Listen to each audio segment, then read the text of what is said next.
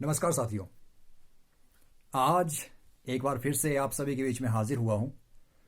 आज का जो मुद्दा है वो मुद्दा ये है कि जो ऑनलाइन एजुकेशन है या फिर जिसको हम ई लर्निंग बोलते हैं, इलेक्ट्रॉनिक लर्निंग, वो जो हमारी एक शिक्षा पद्धति है उसमें किस तरह से बदलाव ला सकती है या वो किस तरह से हमारे जो बच्चे आजकल पढ़ रहे हैं उनको फ़ायदा पहुंचा रही है इस कोविड काल में। और क्या हम लोग गरीब और अमीर के बीच की जो एक बाधा है उसको तोड़ पा रहे हैं? क्या हम दोनों तबकों को एक समान रूप से इस शिक्षा को प्रोवाइड कर पा रहे हैं? इस चीज़ को लेकर ये वीडियो है। और क्या हम लोग एक जो लड़का है एक लड़की है उन दोनों को ये ई लर्निंग के माध्यम से फ़ायदा पहुंचा रहे हैं या नहीं पहुंचा रहे हैं, इस चीज़ को लेकर ये वीडियो है। इस वीडियो में हम लोग ऑनलाइन एजुकेशन के क्या फ़ायदे हैं, क्या नुकसान हैं, क्या इसको प्रोवाइड करवाने में दिक्कतें सामने आ रही हैं सरकार के या स्टूडेंट्स के, उसके बारे में बात करेंगे। सबसे पहले हम शिक्षा की बात करते हैं। शिक्षा पे जो सरकार द्वारा खर्चा किया जाता है वो अभी भी बाकी देशों के कंपैरिजन में काफ़ी कम है। मतलब कि जीडीपी की जो स्पेंडिंग हम लोग एजुकेशन सेक्टर में कर रहे हैं वो अभी भी बाकी देशों के कंपैरिजन में कम है। और दूसरी बात, जीडीपी की बात हमने कर ली।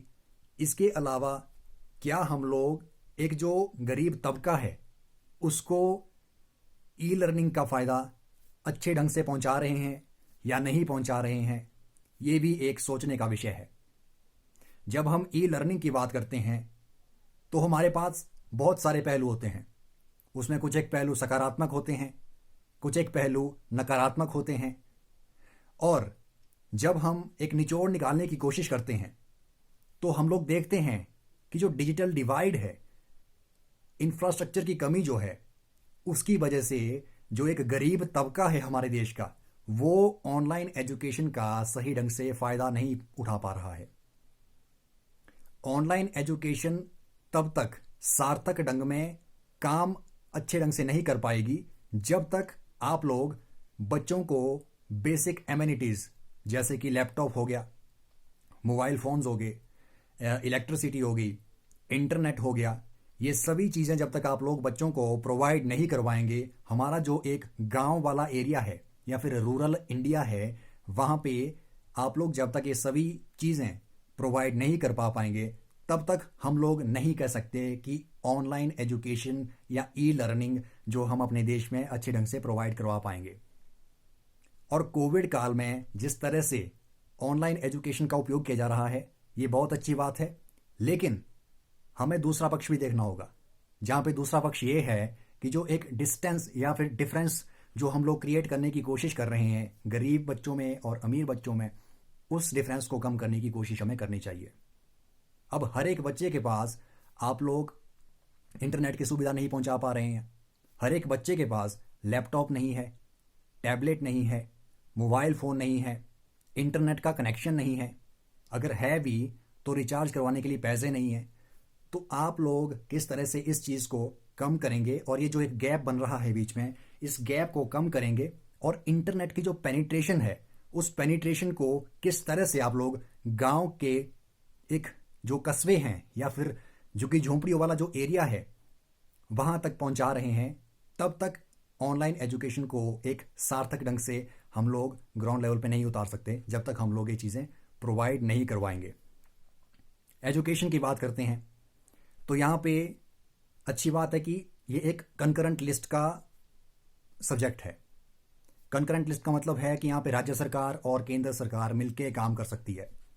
जब दोनों सरकारें मिलके काम करेगी तो एक कोलैबोरेशन में जब काम करेंगे, कोऑपरेशन के साथ काम करेंगे, तो बर्डन एक सरकार के ऊपर कम होगा और अच्छे ढंग से हम लोग जो शिक्षा है उसको प्रोवाइड करवा सकते हैं। शिक्षा को प्रोवाइड करवाने का मतलब है कि हमारे देश के जो बच्चे हैं वो कल एक अच्छा भविष्य लेकर आएँ, उसके लिए हम लोग एक अच्छे ढंग से उनके लिए सुविधाएं प्रोवाइड करवाएं। और सरकार को इस ओर काम करने की आवश्यकता है। यहाँ पे जीडीपी स्पेंडिंग जो है उसको बढ़ाने की आवश्यकता है, बजट में जो एक्सपेंडिचर है उसको बढ़ाने की आवश्यकता है। स्कूल की जो हालत है उनको सुधारने की आवश्यकता है। और जो इंटरनेट पेनिट्रेशन है वो बहुत ज़रूरी है। अगर आप लोग ई लर्निंग की बात करते हैं, डिजिटल एजुकेशन की बात करते हैं, तो उसके लिए इंटरनेट पेनिट्रेशन काफ़ी हद तक ज़रूरी है। जब तक इंटरनेट नहीं होगा तब तक ऑनलाइन एजुकेशन का कोई मतलब नहीं बनता है। और गरीब अमीर के बीच की जो खाई है उसको कम करते हुए एक जो डिजिटल एजुकेशन है वो सभी बच्चों के लिए समान रूप से हम लोग प्रोवाइड करवाए, इस चीज़ को देखने की ज़रूरत है। और अभी एक रिसेंट सर्वे हुआ जिसमें ये पता चला है कि 22% स्कूल ही हमारे ऐसे हैं जहाँ पे हम लोग इंटरनेट की सुविधाएं प्रोवाइड करवा पा रहे हैं। Internet is the basic thing if you want to implement e learning और डिजिटल एजुकेशन। तो इसके साथ ही मैं अपनी वाणी को विराम देते हुए यही कहना चाहूँगा कि सरकार को इस तरफ देखने की ज़रूरत है।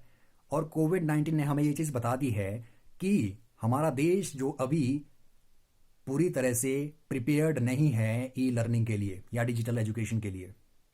काफ़ी ज़्यादा काम करने की ज़रूरत इस सेक्टर में अभी है। और जब तक ये काम नहीं किया जाएगा तब तक एक जो सार्थक ढंग से हम लोग इस एजुकेशन को बच्चों तक नहीं पहुंचा सकते हैं, तब तक ई लर्निंग का कोई मतलब नहीं बनता है। धन्यवाद, आपने वीडियो को सुना एंड तक। लाइक कीजिए, कमेंट कीजिए अगर कोई प्रॉब्लम है, या फिर सब्सक्राइब कीजिए चैनल को। धन्यवाद।